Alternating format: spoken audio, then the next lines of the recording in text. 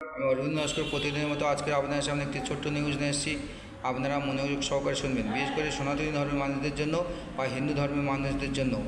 যে আমাদের চারটে যুগ ছিল, সত্যযুগ, ত্রেতা যুগ, দ্বাপর যুগ ও কলিযুগ।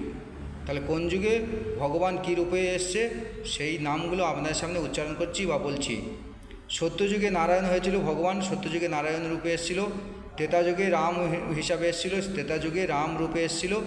দ্বাপর যুগে কৃষ্ণ রূপে এসেছিল, দ্বাপর যুগে কৃষ্ণ রূপে এসেছিল। কলিযুগে নিমাই বা গৌরাঙ্গ হিসাবে এসেছিল, কলিযুগে নিমাই বা গৌরাঙ্গ হিসাবে এসেছিল। আবার বলছি, সত্যযুগে নারায়ণ, ত্রেতা যুগে রাম, দ্বাপর যুগে কৃষ্ণ, কলিযুগে নিমাই বা গৌরাঙ্গ রূপে নদিয়াতে জন্ম নিয়েছিলেন। ভারতবর্ষের বুকে তার সত্যি প্রমাণ আছে কোথায় কোথায় ভগবান কী রূপে জন্ম নিয়েছিলেন, আজও সত্য, চিরসত্য। তো এখন আসছি। জয় হিন্দুস্তান, জয় ভারত, জয় সনাতনী ধর্মের জয় হোক, জয় হিন্দুস্তানের জয় হোক।